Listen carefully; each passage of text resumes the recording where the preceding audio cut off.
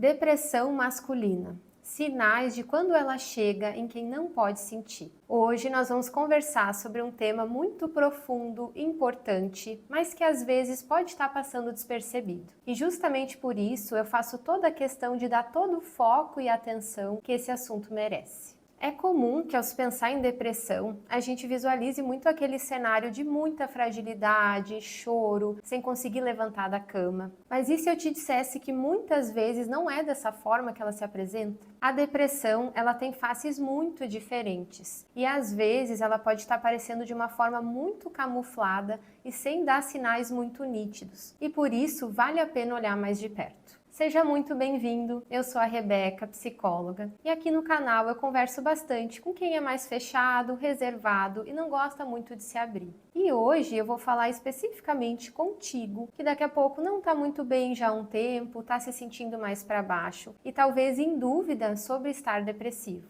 Ou talvez esse não seja o teu caso, mas de uma pessoa importante na tua vida. O jeito que a nossa mente expressa que ela está adoecida ou que não está bem vai sempre se adaptar às nossas características muito individuais. E numa cultura onde se espera e se ensina que o homem seja mais forte, racional, não expresse seus sentimentos, não chore porque isso não é coisa de homem, é muito natural que sinais depressivos fiquem às vezes muito mascarados e mais difíceis de identificar. E por isso a gente vai olhar hoje para cada um deles com toda a atenção. E primeiro, eu faço muita questão de esclarecer que depressão masculina ela não é um diagnóstico específico. A gente ainda está falando de depressão aqui, mas focando então na apresentação dela, comum muitas vezes nos homens. Isso não significa que todo homem vai apresentar dessa forma ou que mulheres também não possam apresentar esses sinais também. Vamos lá então. O raciocínio que eu vou usar para a gente entender, ele vai ser muito de questões mais externas a internas. A gente vai começar com questões mais evidentes, mais comportamentais, mais de fora, e aos pouquinhos indo olhando para questões mais profundas. Primeiro, então, sinais mais evidentes e onde a gente vai ver um aumento.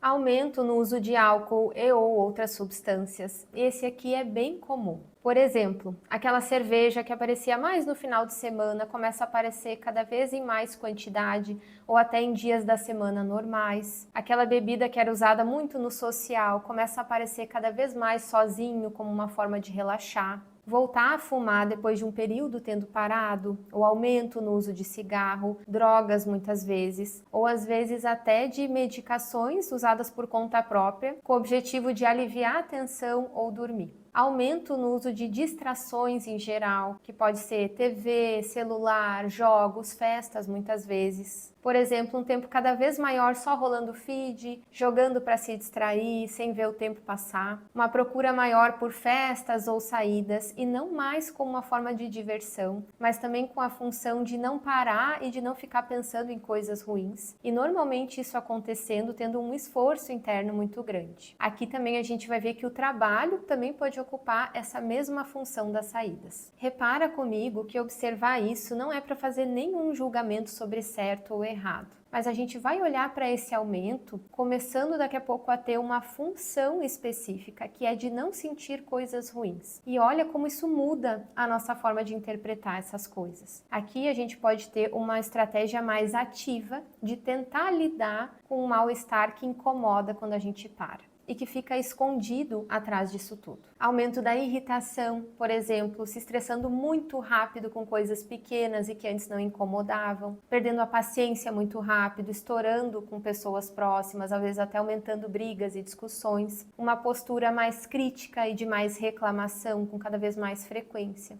E em termos de humor, é comum que a irritação e a raiva apareçam muito mais do que a tristeza em si, principalmente nos homens. Isso porque normalmente ela é uma emoção mais aceita, digamos assim. Aumento do cansaço, ou seja, precisando fazer um esforço muito maior para fazer atividades que antes eram muito tranquilas e fáceis de se realizar, com a sensação de que precisa desprender muito mais energia para dar conta das atividades de vida. Faz sentido para ti? Por acaso tu se identificou com alguns desses sinais? Se sim, eu já quero começar validando o teu lado e te dizendo que exige muita coragem olhar para essas coisas mais de perto. Que importante que tu tá parando para olhar isso e pensar no teu bem-estar. Isso tem muito valor. Segundo, então, sinais mais discretos e onde a gente vai ver uma diminuição. Menos motivação para atividades que sempre foram muito prazerosas, por exemplo, aquela sensação de tanto faz, mesmo para eventos que sempre foram muito esperados, ou menos vontade e disposição para pequenas alegrias e coisas boas do dia a dia, ou até, por exemplo, ver amigos, praticar um esporte, jogar videogame, viajar, transar. A área sexual, inclusive, costuma ser afetada de outras formas negativas também. Menos interesse no trabalho ou nos estudos, por exemplo, deixando cada vez mais compromissos para depois. Se antes se tinha mais planos e ambição, agora fica quase aquela sensação de estar tentando cumprir o mínimo. Sentimento de estar com dificuldade para tomar decisões, para pensar bem, às vezes observando até o raciocínio mais lento.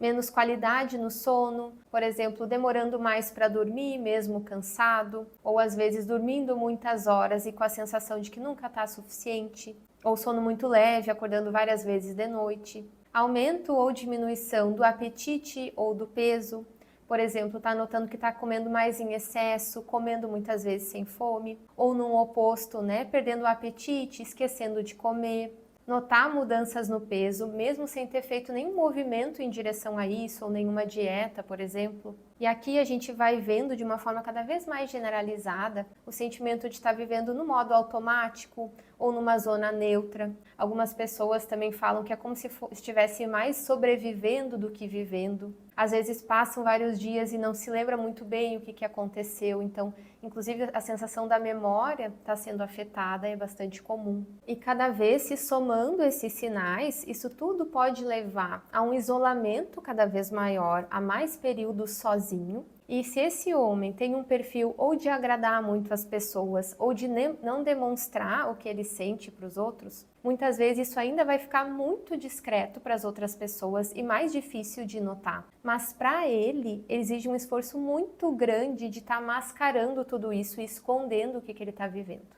Muita energia emocional vai especificamente para isso. E aqui, cada vez mais, a gente vai se aproximando de como é estar na pele de quem está passando por um processo depressivo. É muito ruim.